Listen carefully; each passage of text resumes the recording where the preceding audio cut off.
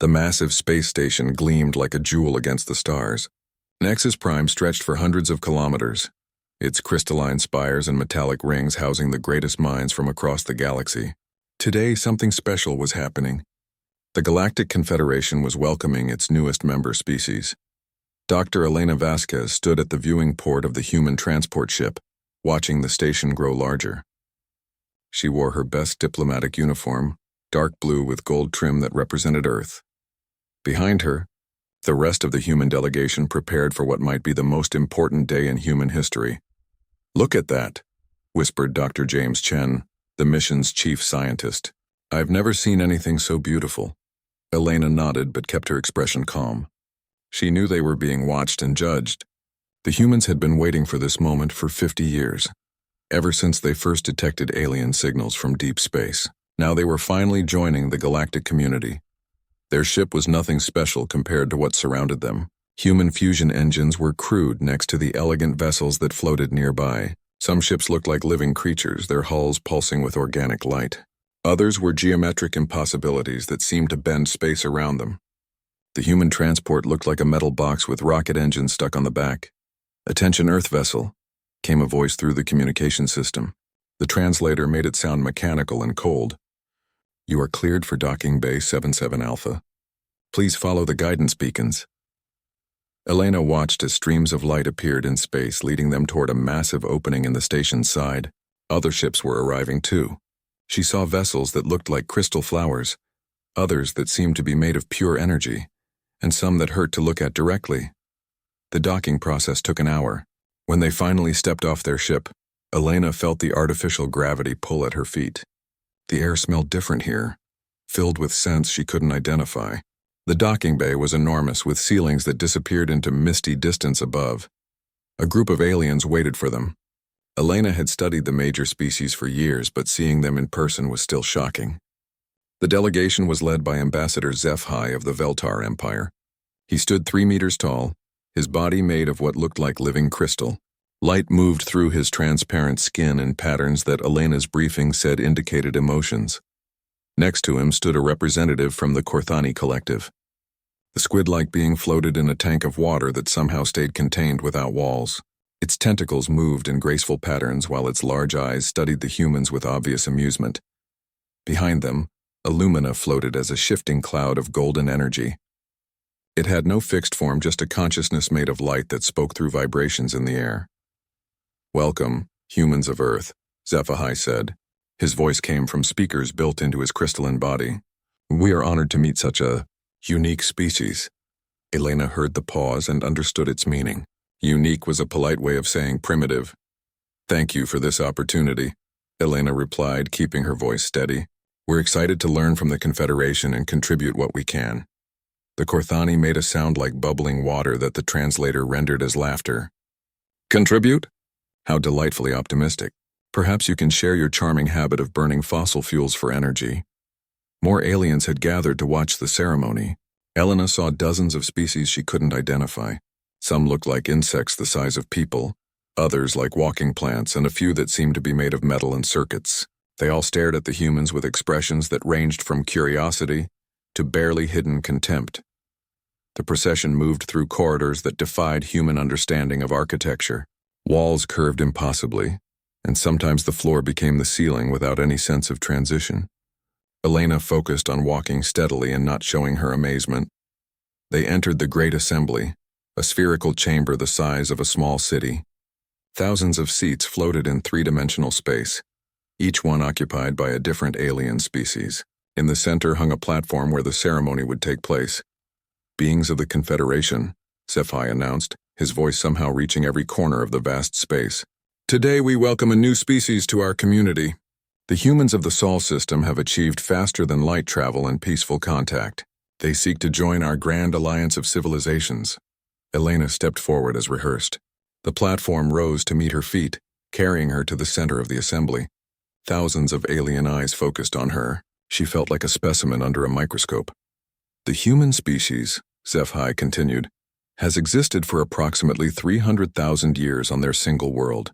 They have recently developed nuclear technology and basic spaceflight. Their longest journey beyond their home system was a mere 37 light years. Elena heard the mocking tone in his words. Everything about humanity was being presented as small and insignificant. She wanted to defend her species but knew this wasn't the time. They have built cities on their world and achieved a form of global communication network, HFY went on. Their mathematics, while simple, shows promise. Their art forms are quaint. The Korthani delegate bubbled with laughter again. Tell us, human Elena, do your people still fight wars over resources? Elena felt heat rise in her cheeks. We've had conflicts, but we're working toward peace. How primitive, commented a voice from the crowd. Elena couldn't see which species had spoken. Most civilizations outgrow warfare before they develop space travel. Perhaps we should give them a children's sector of space to play in, suggested another voice. This brought more laughter from the assembly. HFY raised a crystalline hand for silence. Despite their limitations, the humans have shown courage in reaching out to the galaxy. The Confederation welcomes all species that seek knowledge and peace. A crystal appeared in the air before Elena. It was beautiful, containing swirling patterns of light that seemed to move in dimensions she couldn't perceive. This data crystal contains the basic laws and agreements of the Confederation, HFY explained. By accepting it, Earth becomes a member species with all the rights and responsibilities that entails. Elena reached out and grasped the crystal. It felt warm in her hands and seemed to pulse with life. On behalf of humanity, I accept membership in the Galactic Confederation. The assembly erupted in polite applause that sounded more like an obligation than celebration. Elena was escorted to a small section of seats marked for Earth's delegation. The ceremony continued with boring speeches about trade agreements and territorial boundaries. As Elena listened, she began to understand humanity's place in this galactic order.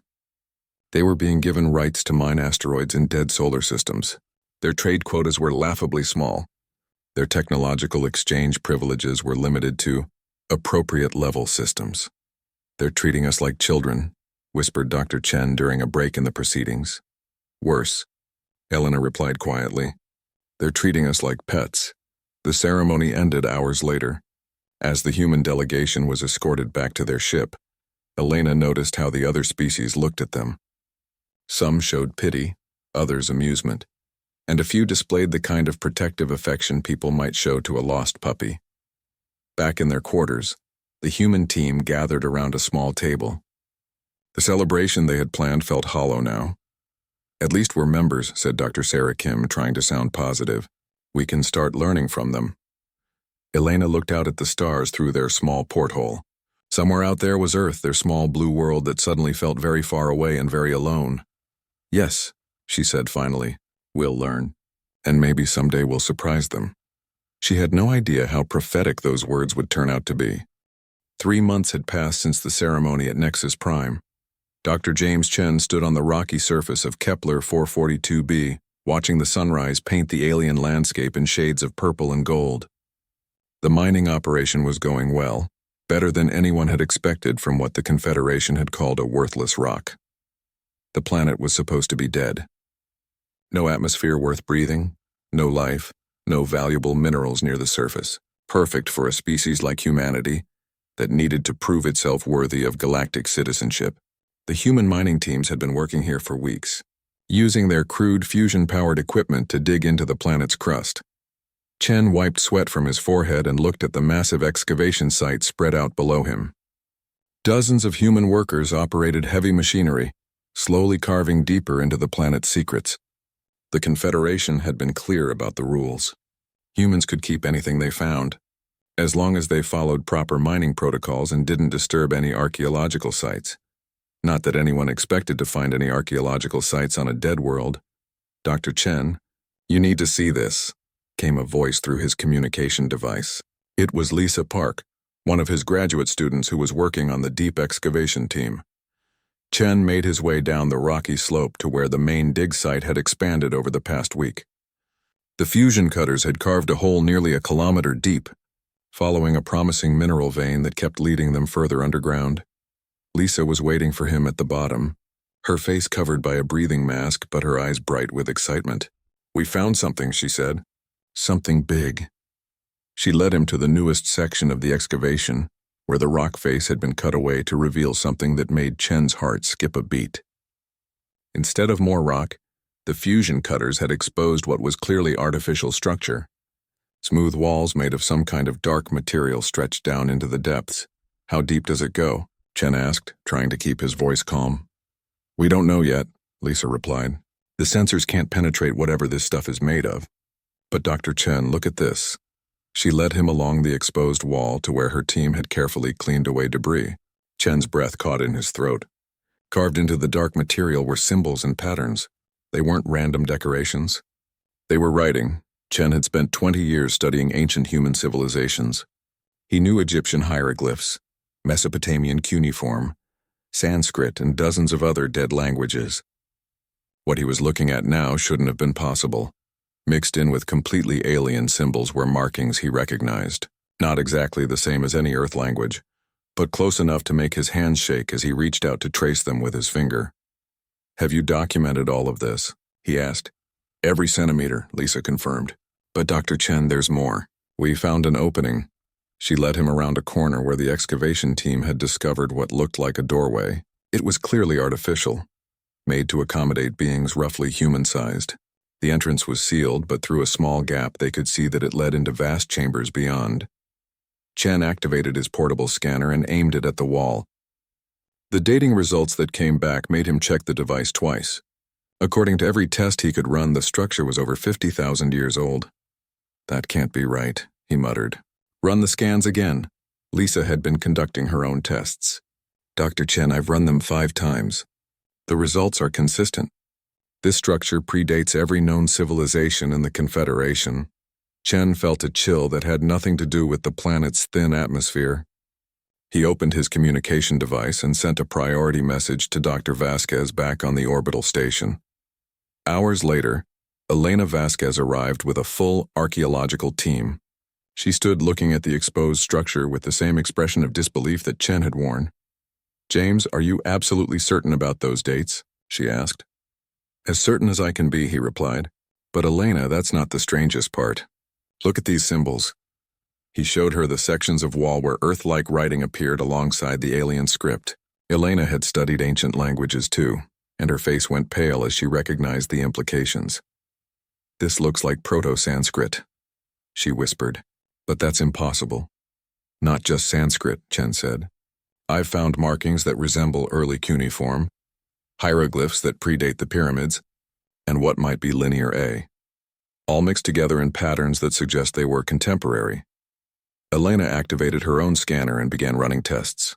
The results were the same. 50,000 years old minimum, possibly older. We need to get inside, she said finally.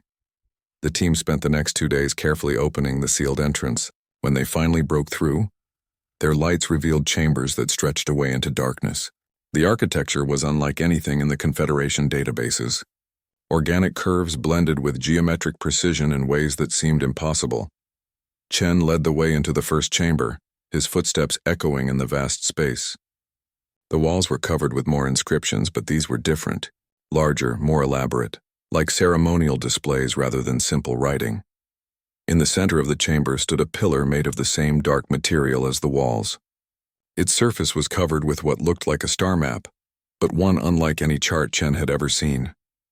It showed stellar positions that didn't match current galactic geography.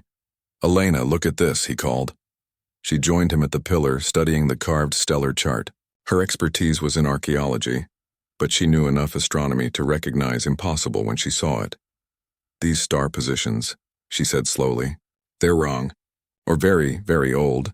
Chen was running his scanner over the pillar when he noticed something that made his blood run cold. At the center of the star map, marked with symbols that clearly indicated importance, was a familiar-looking star system. Elena, he said, his voice barely a whisper. I think this is our solar system. This is Earth. They spent hours documenting everything they found in the first chamber. More rooms led deeper into the structure, each one containing artifacts and inscriptions that challenged everything they thought they knew about galactic history. When they finally emerged from the ruins, Chen immediately sent a detailed report to the Confederation's Archaeological Commission. The response came back within hours, and it wasn't what he expected. Commissioner Velnoth of the hegemon species reviewed their findings with what the translation software rendered as amusement. Dr. Chen, the commissioner said during their video conference, While we appreciate humanity's enthusiasm for archaeological work, we must caution against hasty conclusions. Commissioner, the evidence is clear, Chen replied. These structures predate known Confederation history by tens of thousands of years. Your dating methods are primitive, Velnoth said dismissively. You lack the sophisticated equipment necessary for accurate archaeological assessment. What you found is likely a minor outpost from the Zephyrian Empire, perhaps 3,000 years old at most, but the inscriptions are probably decorative elements that superficially resemble your primitive Earth languages. Such coincidences are not uncommon when civilizations develop along similar evolutionary paths. Elena leaned forward in the video call. Commissioner, we'd like to request a full Confederation archaeological team to verify our findings. That won't be necessary, Velnoth replied. The site has been classified as a minor archaeological curiosity and placed under administrative review. Until that review is complete, no further excavation is authorized. The connection ended, leaving the human team staring at a blank screen. They're not taking us seriously, Lisa said angrily. No, Elena agreed. They're not. Chen looked back toward the excavation site where the ancient structure waited in the darkness below. Then we'll have to find proof they can't ignore. None of them realized that proof was about to find them. Dr. Sarah Kim had always been good with quantum physics, but the crystalline formations they found in the deepest chamber of the ruins made her question everything she thought she knew about science. The chamber was different from the others, more elaborate, with walls that seemed to pulse with faint internal light. 2 weeks had passed since Commissioner Velnoth had dismissed their findings. The human team continued working in secret, documenting everything they could before the Confederation authorities arrived to shut down their operation. Sarah's job was to analyze the strange, crystalline structures that covered the walls. Of what Chen had started calling the central chamber, the crystals were unlike anything in the Confederation databases. They grew in geometric patterns that followed mathematical principles Sarah recognized but had never seen implemented in physical form. Each crystal was perfectly aligned with others across the room, creating what looked like a three-dimensional network of connections. It's like they're all talking to each other, she explained to Chen as they stood in the chamber. The quantum resonance pattern suggests some kind of communication system, but the technology is beyond anything I've studied. Chen was more interested in the inscriptions that covered the areas between the crystal formations. He had made significant progress in translating the mixed human-alien script, and what he was learning made him increasingly uncomfortable. Sarah, I think this might be more than just a communication system, he said. According to these inscriptions, this chamber was some kind of galactic coordination center. The symbols describe it as a node in the great network that connected thousands of worlds. Sarah ran her portable scanner over one of the larger crystal formations. The readings were inconsistent, as if the crystal existed in multiple dimensions simultaneously. If that's true, then this network would require energy sources we can't even imagine. The quantum field fluctuations alone would... She stopped mid-sentence as her scanner suddenly lit up with warnings. The crystal she was examining had begun to glow brighter, responding somehow to the scanner's quantum probe. Chen, get everyone out of here, she said urgently. Something's happening, but it was too late. The crystal she had scanned pulsed once with brilliant light, and that pulse spread to the next crystal, then the next. Within seconds, the entire chamber was alive with flowing patterns of light that moved through the crystalline network like liquid electricity. The patterns weren't random. Sarah could see the mathematical beauty in their movements, the way each pulse of energy followed precise quantum mechanical principles. But the scale was enormous. Her scanner was detecting quantum fluctuations that should have required a planetary power source. Everyone out now, Chen shouted. But the team was frozen in amazement at the sight of the ancient system coming to life around them. The light patterns reached a crescendo and then suddenly stopped. For a moment, the chamber returned to its previous dim illumination. Then slowly, new lights began to appear. The star map that Chen had discovered in the first chamber was now glowing, each star represented by a point of light that pulsed in rhythm with the crystal network. But something else was happening too. Sarah's scanner was picking up transmissions, signals being broadcast from the chamber into space with power levels that shouldn't have been possible. It's sending something, she said in amazement. The entire structure has become a transmission array. Miles above them on the human orbital station, Communication officers were frantically trying to understand what they were detecting. The planet's surface had suddenly become a source of quantum transmissions more powerful than anything in their databases. Dr. Vasquez was awakened by emergency alarms. She rushed to the communication center to find her staff staring at displays filled with data streams they couldn't understand. "What's happening?" she demanded. "Ma'am, we're detecting massive energy emissions from the dig site," reported Lieutenant Commander Jackson. "But it's not just local. We're picking up response signals from across the galaxy." Elena felt a chill run down her spine. "Response signals?" "Yes, ma'am. It's like Dr. Kim activated some kind of beacon, and now similar installations all over Confederation space are responding to it." On the planet's surface, Sarah was trying to make sense of her scanner readings when the real shock came. The transmissions weren't just going out into space. They were being answered. Her equipment detected incoming signals from 73 different star systems, each one carrying data packets encoded in the same quantum language that the chamber was using. The ancient network wasn't just awakening on this one world. It was coming back to life across the entire galaxy. Chen received an urgent message from the orbital station, just as he was helping his team evacuate the active chamber. Ambassador HFY was demanding immediate access to their dig site, and he was bringing a fleet of Veltar research vessels. "How many ships?" Chen asked. 17, came Elena's reply through the communication system. "And they're not asking permission. They'll be here in 6 hours." Sarah was the last to leave the chamber, her scanner recording everything as the ancient systems continued their mysterious work. As she reached the surface, she could see lights in the sky that hadn't been there before. The Veltar fleet was arriving early. The crystal ships of the Veltar Empire settled around the dig site like predatory birds. HFY himself descended in a personal transport, his crystalline form radiating anger in patterns of red and orange light. "What have you done?" he demanded as he approached the human team. "Every monitoring station in Confederation space is detecting unauthorized transmissions from this location." Elena stepped forward to meet him. "We're conducting legitimate archaeological research under our mining rights." "Your research has activated something that should have remained dormant," HFY replied. "The transmissions are affecting installations on worlds across the galaxy. Ancient sites that have been inactive for millennia are suddenly broadcasting in languages our best linguist machines cannot decode." Chen couldn't hide his excitement. "Then you admit these ruins are ancient? Older than Confederation history?" HFY's colors shifted to deep blue, which Sarah's cultural briefings had told her indicated confusion or uncertainty. "The age of these ruins isn't problematic. Our dating methods confirm what yours suggested, but such age should be impossible." More Confederation ships arrived throughout the day. Representatives from dozens of species came to examine the site that had somehow triggered a galactic event. Sarah watched them descending into the chambers with equipment far more sophisticated than anything humans possessed. Hours later, they emerged with expressions of shock and disbelief on their alien faces. The Korthani delegate was bubbling rapid patterns in his tank that the translator couldn't keep up with. A Lumina representative flickered so rapidly between colors that she looked like she might disperse entirely.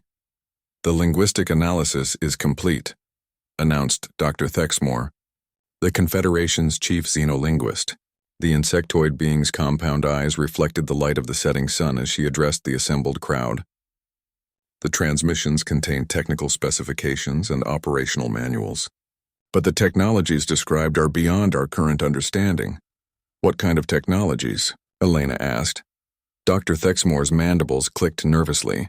"Stellar engineering, planetary formation, genetic modification on a species-wide scale, and detailed records of something the texts call the Great Expansion." HFY's crystalline form had turned almost white, which Sarah knew indicated extreme shock. "How detailed are these records?" "Detailed enough to identify the creators of these installations," Dr. Thexmore replied. "The genetic markers are unmistakable. The beings who built this network, who created these technologies, they match the DNA patterns of the species standing right here." Every alien eye turned to look at the human team. Sarah felt like the ground was shifting beneath her feet. Chen's face had gone pale as he understood the implications. "That's impossible," Elena said quietly. "No," Dr. Thexmore replied. "It's just unprecedented. According to these records, the species you call humanity didn't just discover faster than light travel 50 years ago. They invented it 50,000 years ago. The ancient network continued its transmissions into the night, calling out across the galaxy with messages that were about to change everything.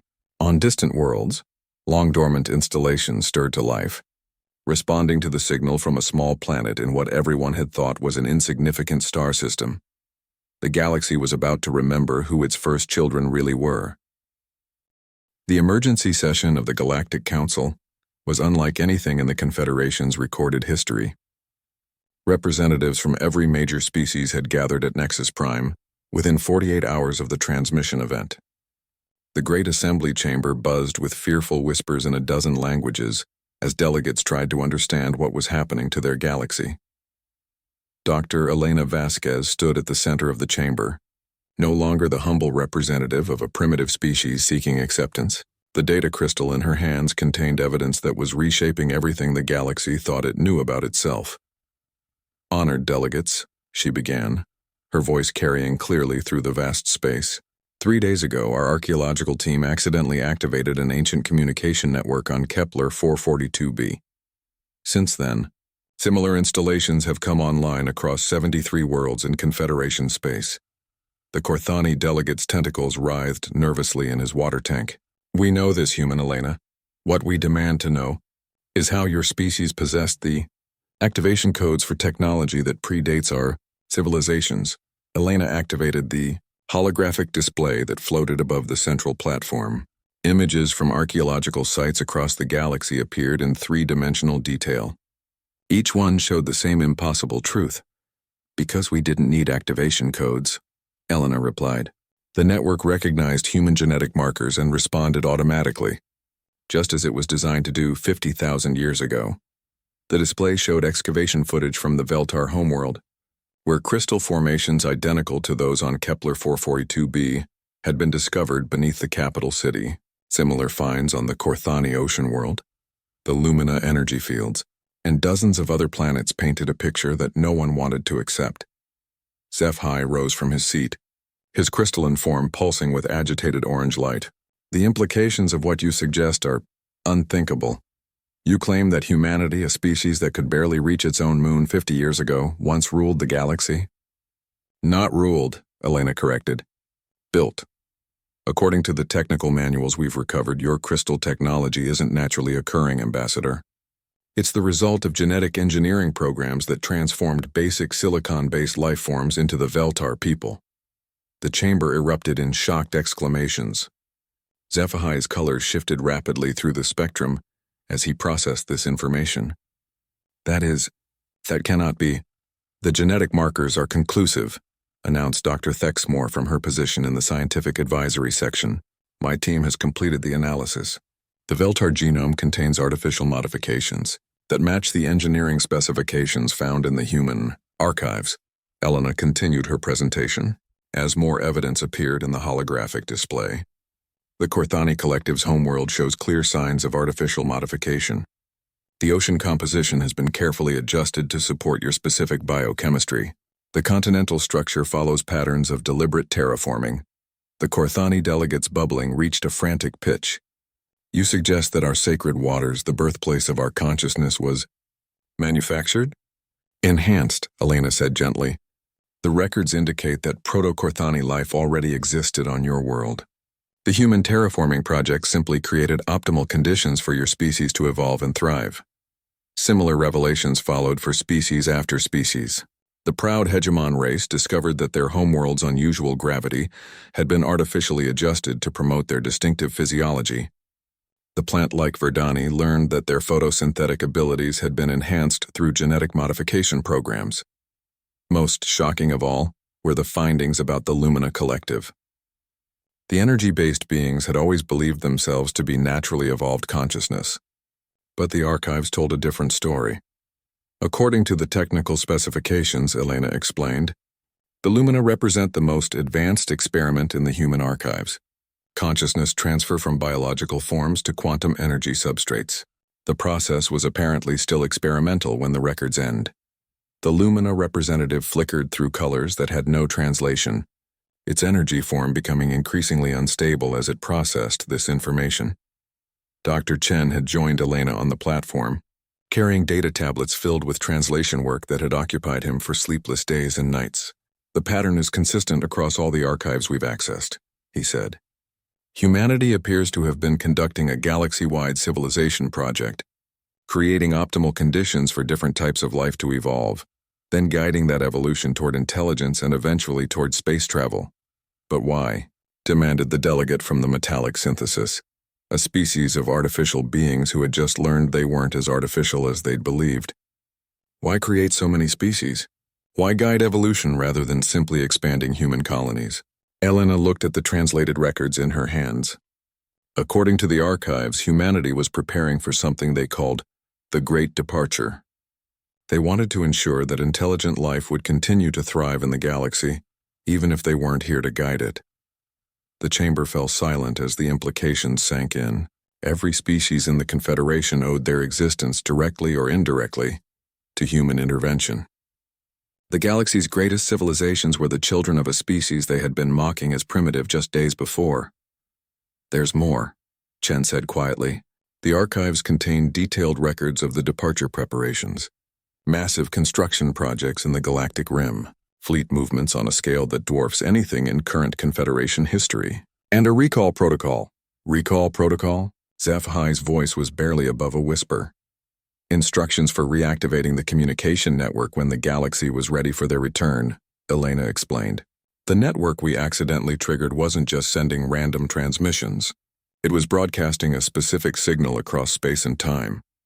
She activated a new section of the holographic display, showing long-range sensor data from the galaxy's edge. "Our deep space monitoring stations have detected responses to that signal. Massive structures are emerging from what we can only describe as folded space, ships that register as larger than small moons." The assembly chamber was so quiet that the hum of the station's life support system seemed loud in comparison. Representatives from dozens of species stared at the evidence of an approaching fleet that belonged to the ancestors they had never known they had. "How long?" asked the Verdani delegate, her plant-like form swaying with what Elena had learned was distress. "Based on the trajectory calculations, approximately 6 standard days," Elena replied. The Korthani delegate's tank bubbled violently. "What do they want? What does humanity expect from us?" Elena looked around the chamber at all the alien faces staring at her with mixtures of fear, anger, and desperate hope. These beings who had treated humanity as amusing primitives were now looking to her for answers about their own futures. "I don't know," she admitted. "The archives don't contain any information about post-departure plans. We're going to find out together." The session was adjourned, but no one left. Delegates huddled in small groups, speaking in urgent whispers about the approaching fleet and what it might mean for their civilizations. Some talked about evacuation plans, others discussed military preparations, though everyone knew that any species capable of the engineering feats documented in the archives would find current Confederation defenses laughably inadequate. Elena remained on the central platform, studying the data stream still coming from activated installations across the galaxy. Dr. Kim had joined the analysis team and was detecting increasingly complex patterns in the transmissions. "Elena," Sarah said through the communication system, "the signal patterns are changing. It's like the network is preparing for something." Elena looked up at the massive display showing the approaching fleet. Whatever was coming had been traveling for 50,000 years, crossing the vast emptiness between galaxies to return to the civilization their children had built in their absence. "Keep monitoring," Elena instructed. "And Sarah, make sure all our archaeological teams are documenting everything they can. I have a feeling we're about to learn a lot more about our own history." The galaxy held its breath as the children of humanity waited for their creators to come home. The human transport ship Discovery floated in the vast emptiness at the galaxy's edge, surrounded by the greatest fleet ever assembled by the Confederation. Ships from every member species had gathered to witness the return of humanity's ancestors. Dr. Elena Vasquez stood on the observation deck. Watching space itself seemed to ripple and bend. 6 days had passed since the recall signal was confirmed. The ancient network continued its transmissions, now broadcasting what the linguist teams had identified as navigation data and approach protocols. The patterns were becoming increasingly complex, as if the network was preparing to guide something enormous through the final phase of a journey that had lasted 50 millennia. "Contact in 30 minutes," announced Captain Morrison from the bridge. "All ships are maintaining safe distance as ordered." Elena activated her communication device to check in with the archaeological team. Dr. Chen and Dr. Kim were aboard the Veltar research vessel, Crystal Harmony, monitoring the quantum fluctuations that had been building for hours. "Sarah, what are your readings showing?" Elena asked. "It's incredible," came Kim's voice through the static-filled connection. "The space-time distortions are off the charts. Whatever's coming is using technology that treats dimensional barriers like suggestions." Through the observation windows, Elena could see the Confederation fleet spread across several light minutes of space. Hundreds of ships from dozens of species, all watching the empty darkness where the ancient signals were directing their attention. The proud vessels that had once seemed so impressive now looked like toys compared to the scale of what was approaching. "Elena," came Chen's voice through the communication system, "we're detecting massive gravitational anomalies. Multiple contacts, each one registering as larger than a space station." Elena felt her heart racing as space itself began to change in front of them. Reality seemed to fold in on itself, dimensions twisting in ways that hurt to observe directly. Then gradually, shapes began to emerge from the distortion. The first ship to fully materialize defied every principle of engineering that Elena understood. It was simultaneously organic and geometric, its hull flowing like liquid metal while maintaining perfectly mathematical proportions.